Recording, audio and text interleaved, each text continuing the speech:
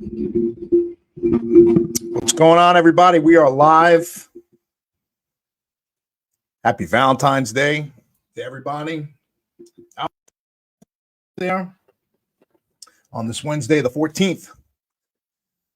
So we have a very important topic today, and that's surrounding ADA compliancy. So, hey, Caroline, happy Valentine's Day. I'm going to shift over here because we have the comments here on another window. All right, so hope everybody's doing well. Caroline, how's the feed? Is it streaming fine on your end? I just want to make sure there's no lag here.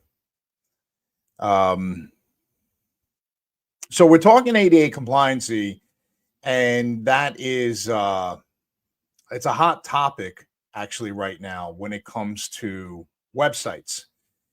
So just to go over initially what it is, the ADA is the American Disability Act, and that's going back to 1990, and a lot of people are familiar with that because it has to do with companies and businesses and such being compliant with anyone who has disabilities, right? So any for example, you're all familiar with wheelchair ramps and accessible restrooms and things like that, or even sign language. So it was all really geared towards the physical spaces, and it wasn't really mentioned towards the web. However, now it's becoming the norm for websites to now be compliant for those with vision disabilities and such, and there are legal standards that are out there. So what we're seeing now is the emergence of websites now becoming ADA compliant, and there's also a huge risk out there if you're not. So we have to look at the main thing is your website ADA compliant? If not, you are at risk for a lawsuit. Now that's real. That's not make believe. You could look that up right now with the amount of lawsuits or demand letters that are being issued, especially in the state of New York. So this is something very, very real, and your website should be compliant. And I'll get into different things. It's really two things. It's ADA, and it's also WCAG is the other one, which you need to look into. And there's different information there, and that's really stands for the Web Content Accessibility Guidelines. So we'll talk a little bit about that. So questions really quick we'll get to now, and then we'll get a little bit more details.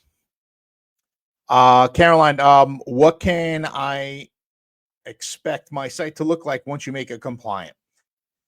So, and actually Amy's question too is geared around the same thing about the look and feel of the website. So good news is that it doesn't change.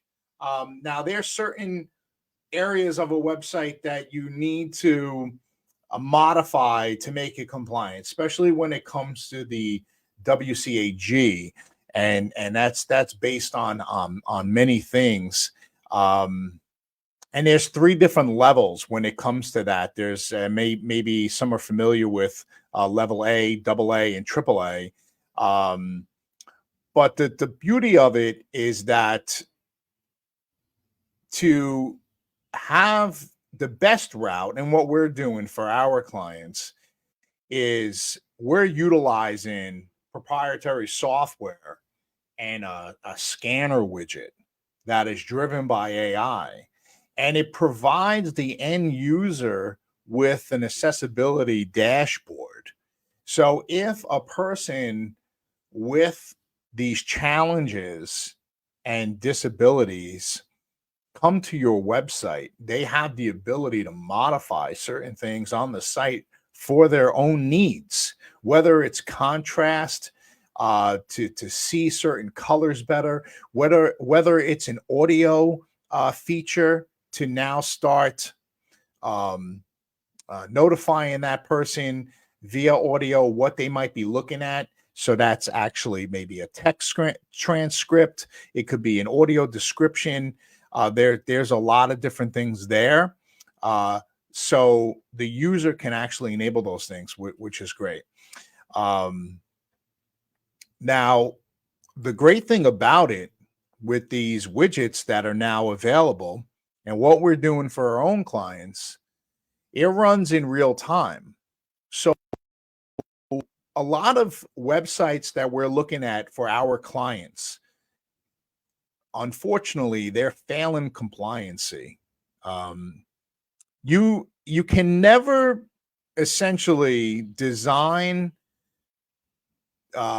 in my opinion, to be completely compliant from the start without the assistance of software. I think it's really impossible to do because of you're not going to be able to detect all possible violations. It's impossible. So you can make certain modifications and certain things you can keep in mind. For example, one of the most popular things is utilizing alt tags. Now, that would be something as simple as a basic level of accessibility, which is considered level A with the WCAG. And that's basically just labeling your images so that screen readers can identify what they are as a person would navigate through your website. That's something that a developer can do without obviously software and not knowing all the ins and outs of compliance. However, utilizing third-party software, especially that is AI driven, can go ahead and do that work for you in real time to keep your website compliant. And it's also going to detect violations that you would not be able to pick up on your own and then come up with solutions for them. So those are things that are companies should have in place when it comes to their website. Just peace of mind, really. At the end of the day, that's something that you definitely want to have in place. A question here: how do I know if my site is compliant? The current site is compliant. So, good question. Yes, we can scan it for you. That's what you're going to need to do. You'll never know unless the site is scanned. And it's a simple process. We're doing a lot of scanning right now for our clients. There's a lot to go through, and we're only taking a sampling because a lot of our websites, they have many pages, but you can get a good indication of where you may be when it comes to compliancy by just scanning the parent level pages, the main sections of the website. So for example, there was a site that we recently scanned. I believe we only scanned about 15 or so pages, main pages, let's say, out of I believe there was like 200 pages. That's an example. The website reported a failing score. We like to see companies at least a 75% or better. It was a failing score. I don't know if it was like in the 40s or 50 something percent, but it had 400 plus violations. That's a problem. That's a real problem. So you want to go ahead and address that. You're at high risk for a lawsuit. Okay, and I'm going to get into that because there's people that think, oh, this is the odds, the percentages are low. They're where, who's going to come after me? Well, let me tell you something else about that in a minute. But what we do then, we go ahead and fix those violations. We get you compliant. And I'm happy to report that all of the clients that we're working with right now to get them compliant are scoring at least a 90% or better, with several of our clients at a 99% passing grade with no violations. So I'm happy to report that. Amy has a question concerning the software, and the developer, can that person assist? Of course. What we do, we provide the solution. So what we're doing, we're actively now reaching out to a lot of our clients, and even businesses that we have maybe have relationships with, and saying, hey, listen, I want to bring something to your attention. We got something going on here that is very real, and it's called ADA Compliancy, and your website currently is failing, and that's something that you really need to pay attention to, and this is why.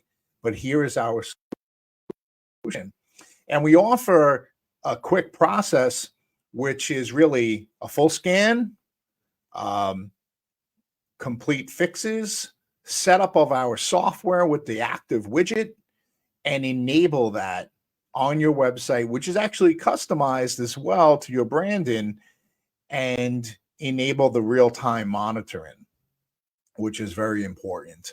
And it's very simple. The client doesn't need to do anything, and it's done same day. And it just works, which is great. Let's get to another question.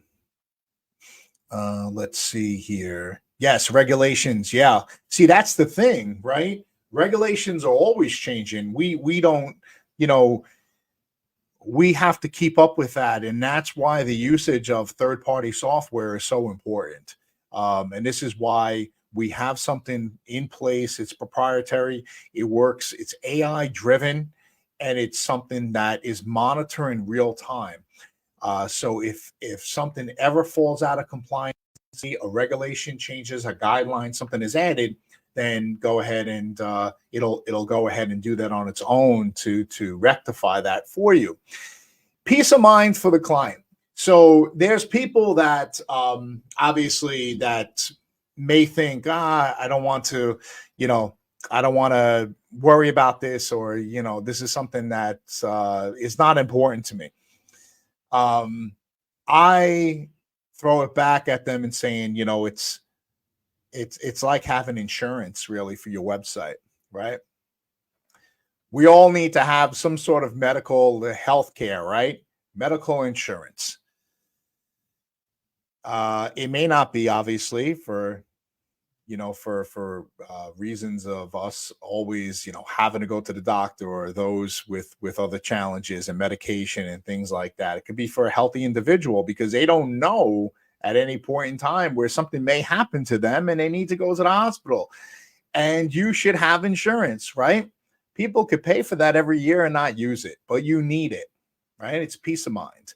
It's the same thing here. I want people to understand that having something like this in play for their website is really peace of mind, okay? To protect themselves from possible lawsuits, but also to, help those. There's millions upon millions of people that are using the web, and this is facts that are out there, who have accessibility issues.